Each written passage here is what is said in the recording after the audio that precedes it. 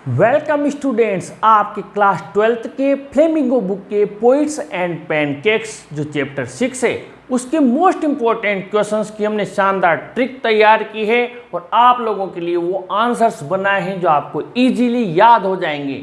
आइए देखते हैं। पहला क्वेश्चन आपके लिए हमने लिया है, what does the writer mean by the fiery misery of those subjected to makeup. ध्यान से इसका हिंदी अर्थ समझें। लेखक का क्या अभिप्राय है फायरी मिजरी यानी जो बहुत ज़्यादा, फायर यानी तेज और मिजरी यानी कष्ट, दुख, वेदना जो वो झेलते हैं। दो सब्जेक्टेड टू मेकअप यानी सब्जेक्टेड टू मेकअप यानी जो मेकअप करवाते हैं। सीधी भाषा में समझे तो मेकअप करवाने वालों को कौन सी सबसे ज़्यादा परेशानी का सामना करना पड़ता है।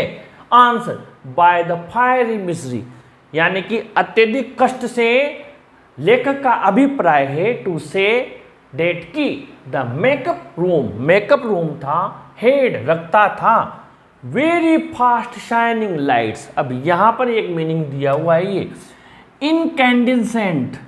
इनकैंडिसेंट का मतलब होता है काफी तेज यानी फास्ट जो लाइट्स पड़ती है जिससे आदमी का चमड़ी झुलसने जैसी हो जाती है, इतनी गर्मी देते हैं। कभी आपने देखा होगा वीडियो कैमरे के सामने जब लाइट्स आती है गर्मी के दिनों में तो पसीना आ जाता है, इतनी तेज। तो ये मीनिंग अगर आप भूल जाओ, क्योंकि काफ़ी लॉन्ग मीनिंग है, हमारे हैबिट में भी नहीं है, तो मैंने इसको ईजी लिख दिया। ये नहीं बोलोगे वेरी फास्ट शाइनिंग लाइट्स। अगर ये भूल जाओ तो फिर ये लिख के आ जाना। ये लिख के आ जाओ तो बहुत ही अच्छा, और अगर भूल जाओ तो फिर ये लिख के आ जाना, ठीक है। एट ऑल एंगल्स चारों कोनों में अराउंड आप डजन लार्ज मिरर्स, काफी बड़े बड़े दर्पण लगे हुए थे और उनमें से जो रोशनी आ रही थी निकलकर वो बिल्कुल चमड़ी को झुलसाने वाली रोशनी थी।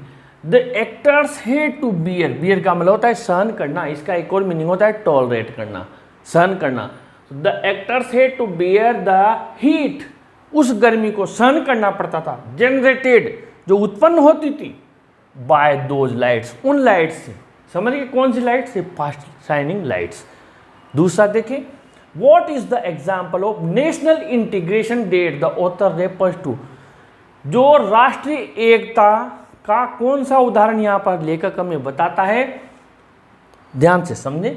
The makeup department head people from different states of India. जो मेकअप डिपार्टमेंट था इसमें भारत के अलग अलग राज्यों से लोग इसमें शामिल थे, काम करने वाले। स्पीकिंग डिफरेंट लैंग्वेजेज, वो अलग अलग भाषाएं बोलते थे। द हेड ऑफ इट, इसका मेकअप डिपार्टमेंट का जो मुखिया था वॉज अ बंगाली, एक बंगाली था। देन अ महाराष्ट्रियन, उसके बाद महाराष्ट्रियन बना। हिज असिस्टेंट, उसके असिस्टेंट थे वर धरवाड़ कन्नडिगा यानी धरवाड़ी कन्नड़ का था एक असिस्टेंट। दूसरा an Andhra Madras Indian Christian, an Anglo Burmese and usual local Tamils, ये सब उसके असिस्टेंट थे। तो कुल मिलाकर उसके सहयोगी थे, उसके अंडर में काम करने वाले थे। ये भी अलग अलग लोग थे, इसलिए अलग अलग लोग अलग अलग वेशभूषा, अलग अलग भाषा वाले राष्ट्रीय इंटीग्रेशन यानी एकता को प्रदर्शित करते थे। Why did the author appear to be doing nothing at the studios? Studios में जो लेखक था वो लोगों को ऐसा क्यों लगता था कि ये कुछ नहीं करता है। अब यहाँ पर ध्यान दें, द ऑथर्स, जो विशेष ध्यान देना है यहाँ पर, मोस्ट इंपॉर्टेंट क्वेश्चन है। At the studios was to cut out and collect newspaper clippings. Author का काम क्या था?